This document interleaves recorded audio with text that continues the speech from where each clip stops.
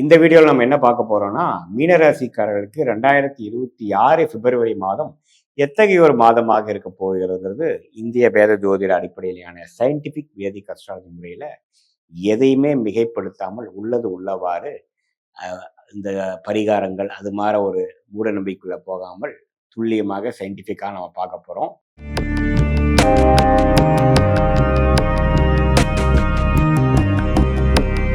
இப்போ மீனராசிக்கு பார்த்தீங்கன்னா ஜென்மசனி போயிட்டு இருக்குங்கிறது எல்லாத்துக்கும் தெரியும். ராசிக்குள்ள சனி, 4ஆம் இடத்துல குரு, 12ஆம் இடத்துல செவ்வாய், 12ஆம் இடத்துல ராகு, 6ஆம் இடத்துல கேது. ஸோ இது மாதிரி ஒரு கிரக அமைப்பு ஆண்டு கிரகங்கள் மாதம் முழுவதும் எந்த மாற்றமும் இல்லை. ஆனால் மாதம் மாறக்கூடிய கிரகமாகிய செவ்வாய், சுக்கிரன், புதன், சூரியன்லாம் பார்த்தீங்கன்னா 11ஆம் இடத்துல இருக்கக்கூடிய அந்த கிரகங்கள் 12ஆம் இடத்துக்கு வருகிறார். ஒரு பக்கம் ஜென்மசனி போட்டு மீனராசிக்காரர்களை படுத்தி கொண்டிருக்கக்கூடிய அமைப்புல 12ஆம் இடத்துல செவ்வாய், அதே சமயத்துல ராகு, அதே சமயத்துல சுக்கிரன், புதன்லாம் போகுது. பார்த்தீங்கன்னா ஒரு மாதிரி இடம் மாற்றத்தை கொடுக்கக்கூடியது, ஒரு விரயத்தை கொடுக்கக்கூடியது, ஒரு சுப விஷயத்துக்காக செலவு பண்ணக்கூடிய அமைப்புகள்லாம் கொஞ்சம் கொடுக்குதுங்க. ஸோ நல்லாவே ஒரு மாறுது. இது வரைக்கும் நம்ம மாதிரி ஒரு சேர்த்து வச்ச விஷயத்தை ஒரு காரியத்துக்காக செலவு பண்றோம், ஒரு இன்வெஸ்ட்மெண்ட் பண்றோம், ஒரு சுப விஷயங்களுக்காக ஒரு சுப முதலீடு செய்கிறோம், ஷேர் மார்க்கெட்ல போடுறோம், ஒரு நகை வாங்குறோம், ஒரு இடம் வாங்குறோம், வீடு வாங்குறோம், ஒரு லாங் டிஸ்டன்ஸ் டிராவலுக்காக செலவு பண்றோம் அப்படிங்கிற மாதிரி ஒரு அமைப்பை கொடுக்கக்கூடிய அமைப்பு மீனராசிக்காரர்களுக்கு இந்த 4 கிரகம் 11ஆம் இடத்திலிருந்து 12ஆம் இடத்துக்கு போகக்கூடிய அமைப்புனால கொடுக்குதுங்க. ஸோ அதை குரு பார்க்கறதுனால ஒரு நல்ல விஷயத்துக்காகவும் பிரயோஜனமான விஷயத்துக்காகவும் செய்யக்கூடிய அமைப்பாக நம்ம எடுத்துக்கலாம். ஸோ அது மாதிரி அமைப்பு இருக்கு. ஸோ மற்றபடி பார்த்தீங்கன்னா ஜென்மசனி ராசிக்குள்ள இருக்கிறதுனால எல்லா முடிவுகளும் கொஞ்சம் பார்த்து எடுக்கணும். டக்குன்னு எடுத்தமா கவுத்தமான்னு போகாமல் கொஞ்சம் தெளிவான அமைப்புகள் தேவைப்படுகிற அமைப்புகள் உண்டு. ஸோ இதனால பார்த்தீங்கன்னா ஒரு ஒரு ஜூனுக்கு மேலே வரக்கூடிய குரு பயிற்சி ராசியையும் சனியும் பார்க்கறதுனால அந்த டைம்ல ஜென்மசனி தாக்கங்கள் கொஞ்சம் குறையும். பட் இப்போ பார்த்தீங்கன்னா பிப்ரவரி மாதம் மீனராசிக்காரர்கள் கொஞ்சம் கவனமாக இருக்கணும். எடுக்கக்கூடிய முடிவுகள் எப்படி இருக்கு, விளைவுகள் எப்படி இருக்குங்கிறதெல்லாம் கொஞ்சம் கவனமாக எடுத்து நீங்கள் முடிவு எடுக்கக்கூடிய அமைப்புகள். ஏன்னா 4 கிரகங்கள் 12ஆம் இடத்துக்கு வருகிறார், ராசிக்குள்ள சனி இருக்கிறார். ஸோ இப்படி இருக்கும் பொழுது குரு ஒன்று தான் நமக்கு தொழிலை 10ஆம் இடத்தை பார்க்கறது நல்ல விஷயமாக இருக்கிறதுனால கொஞ்சம் பொறுமையாக அதிகமான ஒரு செலவுகள், அதிகமான முதலீடுகள் பெறக்கூடிய அமைப்புக்குள்ள போகாமல் கொஞ்சம் தீர ஆராய்ந்து நம்ம பேசக்கூடிய வார்த்தையா இருக்கட்டும், பேசக்கூடிய விஷயமா இருக்கட்டும், எல்லாமே ஓரளவுக்கு பொறுமையாக வேகத்தை காட்டிலும் விவேகமாக செயல்பட வேண்டும் என்றது மீனராசிக்காரர்களுக்கு ரொம்ப முக்கியமான ஒரு அறிவுரையாக இந்த பிப்ரவரி மாதம் 2026 நம்ம தெரிஞ்சுக்க வேண்டிய அமைப்புகள் உண்டு. ஸோ ராஜோகாதிபதி ஆகிய செவ்வாய் 12ஆம் இடத்துக்கு வரும்பொழுது முதலீடுகள், ஒரு விரயங்கள், வெளிநாடு விஷயங்கள், வெளி மாநில விஷயங்கள், டிராவலிங், அது மாதிரி விஷயங்கள் எல்லாமே கொஞ்சம் பாசிட்டிவாக கொடுக்கக்கூடிய அமைப்புகள் இருக்கு. ஸோ மீனராசிக்காரர்களாகிய நீங்கள் இப்போ இந்த வருஷத்துல திருமண விஷயங்கள் அதெல்லாம் கொஞ்சம் அவாய்ட் பண்ணிக்கிறது நல்லது. 2027 நீங்க கன்சிடர் பண்ணலாம்.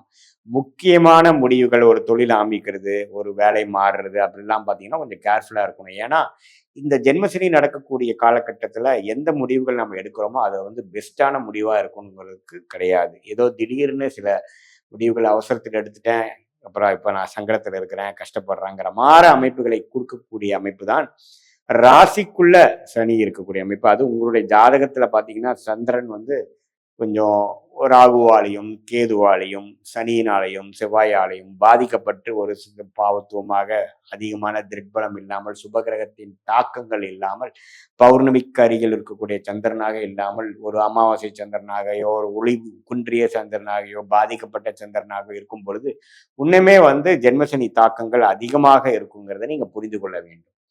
ஸோ இதுதான் மீனராசிக்காரர்களுக்கு இந்த 4 கிரக பயிற்சியும் பிப்ரவரி மாத பலனும் கொஞ்சம் ஒரு மாதிரி சுமாராக இருக்கு. பண விஷயத்துல கொஞ்சம் கேர்ஃபுல்லாக இருக்கணும் அப்படிங்கிறத தெரிந்து கொள்ள வேண்டும். இது பொதுவான பலனை தவிர உங்களுடைய பிறந்த தேதி, பிறந்த நேரம், பிறந்த ஊரை வைத்து வரக்கூடிய உங்களுடைய ஜென்ம ஜாதகத்துல நீங்க எந்த லக்னத்துல பிறந்தீங்க, மீன ராசியா இருந்தாலும் லக்னம் என்ன, அதெல்லாம் வைத்து பார்க்கும் பொழுது லக்னாதிபதி எப்படி இருக்கிறார், ராசி அதிபதி குரு எங்க இருக்கிறாரு நம்ம பார்த்தோம். 4ஆம் இடத்துல இருந்து 10ஆம் இடத்தை பார்க்கிறார். அதே மாதிரி லக்னாதிபதி எங்க இருக்கிறார் கோச்சாரத்துல, அதோட அமைப்புகள் எப்படி, ஸ்தான பலம் திக்பலம் உங்க ஜாதகத்துல எப்படி இருக்கு, தசாபுக்திகளை வரக்கூடிய அருமையான தசாபுக்திகள் அந்த லக்னத்துக்கு போய் கொண்டிருக்கிறதா அல்லது சுமாரான தசைகள் போயிட்டு கொண்டிருக்குது. ஆனா கோச்சார அமைப்பு ராசிக்கும் தசாபுத்திகள் லக்னத்துக்கும் நம்ம பார்க்கணும். அதெல்லாம் வைத்து பார்க்கும் பொழுது யோகமான தசைகள் போகும் பொழுது நான் சொன்ன சாதகமான தசைகள், சாதகமான பலன்கள் கொஞ்சம் அதிகமாகும்.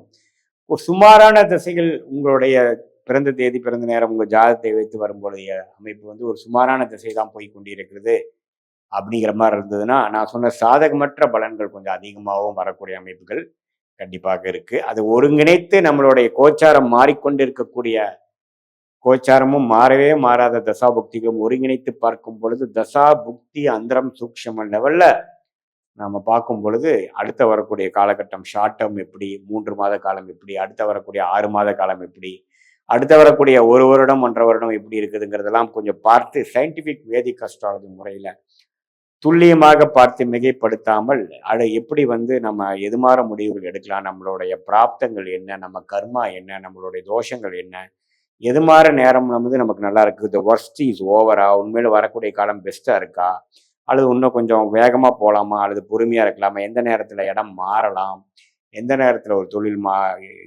தொழில இன்வெஸ்ட் பண்ணலாம், எந்த நேரத்துல வந்து வேலையை மாறலாம் அப்படிங்கிறதெல்லாம் நம்ம கொஞ்சம் வரக்கூடிய தசா புக்தி அந்தர சூக்ஷ்மமும் இப்ப நம்ம சொன்ன கோச்சார மீன ராசிக்காரர்கள் எப்படி இருக்குங்கிறது ஒருங்கிணைத்து பார்க்கும் பொழுது உண்மையே துல்லியமான பலன்கள் நம்மளுடைய பிராப்தங்களை தெரிந்து அதுக்கு தகுந்த நேரத்தில் அந்தந்த முடிவுகளா இருக்க வேண்டியதா இருந்தால், அதாவது கல்யாண விஷயமா இருந்தாலும் சரி, குழந்தைகள் விஷயமா இருந்தாலும் சரி, தொழில் வேலை விஷயமா இருந்தாலும் சரி, உடல் நலம் எப்போ ரெடி ஆகுங்கிறதா இருந்தாலும் சரி, கடன் கடன் விஷயங்கள் எப்போ நமக்கு வந்து சரியாகும், எப்போ வந்து நம்ம ஓரளவுக்கு நிறைவான வாழ்க்கையை வாழ்வோம், டென்ஷன் ஃபினான்ஷியல் செட்டில்மெண்ட் நமக்கு எப்போ கிடைக்கும் அப்படிங்கிற மாதிரி விஷயங்கள் எல்லாம் நம்மளுடைய லக்னம் பாவங்கள் எப்படி போய் கொண்டிருக்கிறது, தசாபுக்திகள் என்ன போய் கொண்டிருக்கிறது, என்ன மாதிரி ஆதிபத்தியம் பெற்ற கிரகங்கள் இப்போ போயிட்டு இருக்கிறது, எப்போ நல்ல ஆதிபத்திய கிரகம் வரும், அந்த நேரத்தில் கோச்சாரத்தில் நமக்கு எப்போ ஒரு நல்ல அமைப்பு நமக்கு கிடைக்குதுங்கிறதெல்லாம் சேர்த்து வைத்து பார்க்கும் பொழுது உண்மையே வந்து நம்மளுடைய வாழ்க்கையை உத்வேகப்படுத்துகிற மாதிரி சில இம்பார்ட்டண்ட்டான முடிவுகளை அவசரமாக செய்யாமல் பொறுமையாக காலம் தெரிந்து இதுதான் பழங்காலத்துக்கு முன்னாடிலாம் பார்த்தீங்கன்னா அரசர்கள்லாம் வந்து எந்த நேரத்தில் படை எடுக்கணும், எந்த நேரத்தில் வந்து சில விஷயங்கள் செய்யணும்லாம் தெரிந்து பண்ணார்கள். அது மாதிரி இப்பவும் பார்த்தீங்கன்னா இந்த நவீன காலத்திலையும் சில ரிஸ்கான விஷயங்கள் செய்கிறோம். ஒரு தவறான முடிவுகள் எடுப்பதற்கும் நம்ம விலை கொடுக்கறது பார்த்தீங்கன்னா ரொம்ப மிகப்பெரிய விலையா இருக்கு. சமய விரயங்கள் ஆகிறது, அதே சமயத்தில் பொருள் விரயங்கள் ஆகிறது, அதுக்கப்புறம் நம்ம வந்து ரெமெடி பண்ணி நம்ம அடுத்த ரீகோர்ஸ் பண்ணுறதுக்கு பார்த்தீங்கன்னா நம்பவே வந்து நமக்கு சேதாரம் ஆகுது. நம்ம ஒரு 1000 வருடம் வாழ போகிறது இல்லை. நம்ம ஆயுசு நல்லா இருக்கும் பொழுது ஒரு 70 வருஷம் 80 வருஷம் வாழ்கிறோம். அதில் வந்து நிறைய ஆண்டுகள் தவறான முடிவுகள் எடுத்து நம்ம வாழ்க்கையில் கஷ்டப்பட்டோம்னா கொஞ்சம் வாழ்க்கையில் மீண்டு வர்றது கஷ்டங்கிறதுனால இதை இந்திய வேத ஜோதிடத்தை புரிந்து கொண்டு அது மூலமாக நம்மளுடைய பிராப்தத்தை தெரிந்து கொண்டு அதுக்கு தகுந்த மாதிரி வாழ்க்கையில் எதிர்நீச்சல் போடாமல் நேர்கோணமா போகும்பொழுது வாழ்க்கையில் எளிதில் வெற்றி பெற முடியும் என்று சொல்ல விரும்புகிறேன். மீண்டும் மற்றொரு காணொளியில் சந்திப்போம். நன்றி, வணக்கம்.